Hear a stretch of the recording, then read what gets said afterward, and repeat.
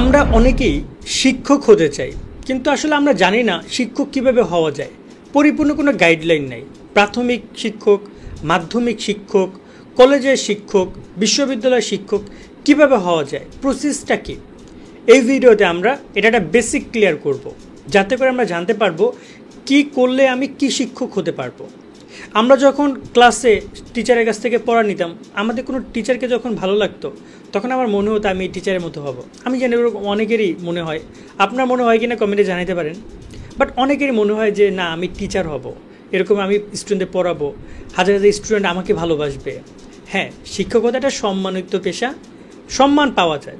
বর্তমানে বাংলাদেশের শিক্ষা ব্যবস্থা বা ওই সেক্টরটা একটু কম আছে সম্মানের দিক থেকে, পোলাপান বেশি বেদ হয়ে গেছে। বাট আলটিমেটলি যারা সত্যি মানুষের মতো মানুষের, তারা একজন শিক্ষককে সম্মান দিতে জানে। শিক্ষকতা পেশায় কীভাবে আসবেন দেখেন, এটা আসলে বাংলাদেশ পার্সপেক্টিভ থেকে সবসময় একটু পরিবর্তন হইতে পারে। বাট রাইট না, আমি যদি 25 নিয়ে কথা বলি, এই 25 এসে শিক্ষকতা আসার ক্ষেত্রে একটা ফরম্যাট তো রয়েছে বেসিক্যালি। বিশেষ করে সরকারি শিক্ষক হওয়া, অর্থাৎ সরকারি স্কুল, কলেজ, বিদ্যালয় যেটা বলি আমরা, মাধ্যমিক, প্রাথমিক এবং কলেজ ক্ষেত্রে একটা আলাদা ক্রাইটেরিয়া রয়েছে, এবং বিশ্ববিদ্যালয়ের ক্ষেত্রে পুরো ব্যাপারটা অন্য রকমের, ঠিক আছে, ডিফারেন্স রয়েছে। তা আমরা আজকে আলোচনা করব প্রথমে প্রাথমিক বিদ্যালয়ে একজন শিক্ষক যদি সরকারি হতে চায় তাহলে তাকে কি করতে হবে। এখানে ন্যূনতম যোগ্যতা একটা প্রশ্ন এসে যায় যে কত যোগ্যতা আমার থাকতে হবে তবে আমি প্রাথমিক বিদ্যালয়ে শিক্ষকতার জন্য আবেদন করতে পারবো। তাহলে জানিয়ে রাখতে চাই, এটা বর্তমানে রয়েছে স্নাতক সমমান, অর্থাৎ অনার্স সমমান পরিমাণের যোগ্যতা তার থাকতে হবে, এবং ডিপ্লোমা ইন এডুকেশন মানে বিপিইডি, এই মানে যদি সার্টিফিকেটে থাকে সেক্ষেত্রে সে আরও এক্সট্রা বেনিফিট পাবে। এবং এই প্রক্রিয়ার ক্ষেত্রে একটু বয়সেরও ডিফারেন্স রয়েছে। 21 থেকে 30 বছর নিয়োগের প্রসেসটা সময়কাল হয়ে থাকে। এবং এখানে আমরা যদি নিয়োগ নিয়ে কথা বলি, নিয়োগ নিয়ে হয় কি এরকমের, প্রাথমিক শিক্ষা অধিদপ্তর থেকে জানাবে তারা কতজন শিক্ষক নিবে, প্রাথমিক বিদ্যালয়ে সহকারী শিক্ষক কতজন নিবে, এবং সেই অনুযায়ী তারা পরীক্ষা প্রসেস কন্টিনিউ করবে, যার মধ্যে প্রথম পরীক্ষাটা হয় এমসিকিউ, দেন লিখিত, দেন আমরা দেখি ভাইবা পরীক্ষাটা হয়, এবং সবার শেষে মেডিকেল, যদি ভাইবা এসে টিকে যায় দেন মেডিকেল এবং অন্যান্য ভেরিফিকেশন টাইপের সব কিছু কার্যক্রম সম্পন্ন করা হয়। তো এটা একটা বেসিক একজন সরকারি প্রাথমিক বিদ্যালয়ে চান্স মানে শিক্ষক হওয়ার ক্ষেত্রে। এবং এই জায়গায় পড়াশোনার দিক যদি কথা বলি, সেটা আসলে অনেক বড় আলোচনার বিষয় রয়েছে। আর বেসরকারি কথা যদি বলি, বেসরকারি ক্ষেত্রে কিন্ডারগার্টেন বা এই প্রতিষ্ঠানগুলো তাদের নিজস্ব নিয়োগ প্রক্রিয়া পরিচালনা করে, সেক্ষেত্রে সর্বোচ্চ জেলা প্রশাসক বা উপজেলা প্রশাসক থেকে এই বিষয়ে সহযোগিতা করা হয়। বাট নর্মালি ওরকম কোনো এই সরকারি প্রাথমিক বিদ্যালয়ের মতো কোনো নিয়মকানুন নেই, মানে ঘোষিত কোনো নিয়মকানুন নেই। আমরা যদি কথা বলি মাধ্যমিক বিদ্যালয়ে যদি একজন সরকারি শিক্ষক হতে চায় এবং একজন যদি বেসরকারি শিক্ষক হতে চায়, তাকে কি করতে হবে। মাধ্যমিকের ক্ষেত্রে সরকারি এবং বেসরকারি নিয়োগের ক্ষেত্রে যদি আমরা কথা বলি, অবশ্যই অনার্স এবং মাস্টার্সের কথাটা উল্লেখ করা থাকে। যে বিষয়ে একজন টিচার হতে চায় তাকে অবশ্যই সেই বিষয়ে স্নাতক সমমান থাকতে হবে। অর্থাৎ একজন যদি সে বাংলায় টিচার হতে চায়, তাকে বাংলায় অনার্স থাকাটা ইম্পর্টেন্ট, তাকে অ্যাডভান্টেজ প্রোভাইড করবে। দ্বিতীয়ত, তাকে অবশ্য না, এটা আসলে এটা একটা অপশনাল, যদি ডিপ্লোমা ইন এডুকেশন মানে বিইডি ডিগ্রিটা থাকে তাহলে সে একটা অগ্রাধিকার পাবে। অ্যান্ড বিইডি কি, এটা নিয়ে আমরা ভিডিও শেষের দিকে আলোচনা করবো। এই ডিগ্রিটা কীভাবে, মানে এটা bachelor of diploma in education, ঠিক আছে, এই ডিগ্রিটা কীভাবে হেল্প করে। দেন আমি যদি কথা বলি নিয়োগ প্রক্রিয়া কেমন হবে। প্রাইভেট স্কুলের ক্ষেত্রে যদি আমরা কথা বলি, মানে বেসরকারি স্কুলগুলো অথবা আধা সরকারি আধা বেসরকারি যে স্কুলগুলো, সেগুলো নিয়োগ প্রক্রিয়া হবে এনটিআরসি এর মাধ্যমে, অর্থাৎ শিক্ষক নিবন্ধন পরীক্ষা। এক্ষেত্রে স্কুল এবং কলেজ ভেদে আলাদা আলাদা নিবন্ধন পরীক্ষা দিতে হয়। যদি মাধ্যমিক বিদ্যালয় ক্লাস 6 থেকে ক্লাস 10 শিক্ষক হতে চান, তাহলে আপনাকে স্কুল নিবন্ধন পরীক্ষা অংশগ্রহণ করে পাশ করতে হবে।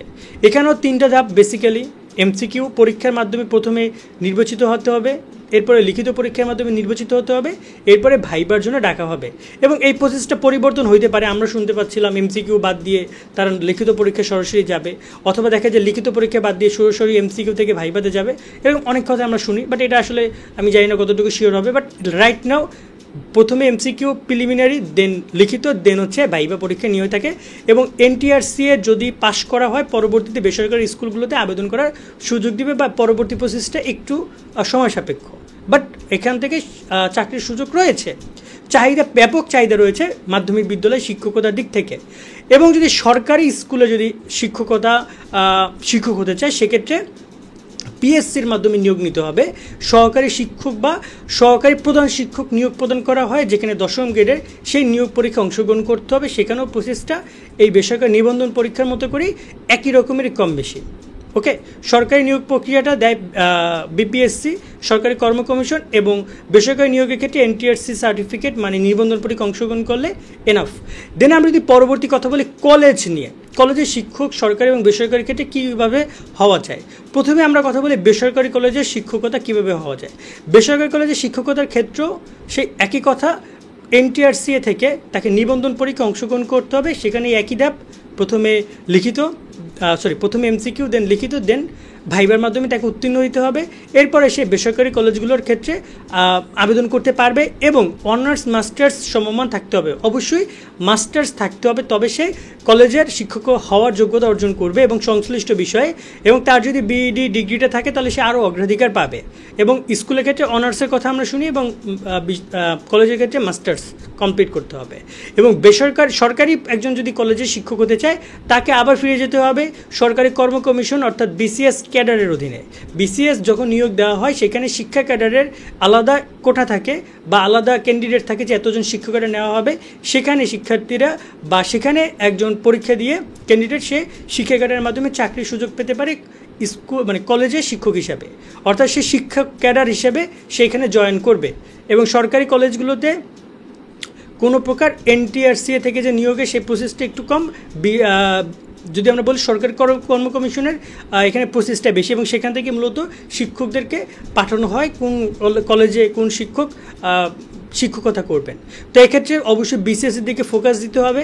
এবং সবার শেষে হলো বিশ্ববিদ্যালয় পর্যায়ে অনার্স মাস্টার্সে অবশ্যই ভালো সিজিপিএকে সবচেয়ে বিশ্ববিদ্যালয়গুলো সবচেয়ে বেশি রিকমেন্ড করে। তার সাথে অবশ্যই পিএইচডি, যদি বলি পিএইচডি দরকার হয়, হ্যাঁ দরকার হয়, এটা খুব বেশি বেনিফিট প্রদান করে।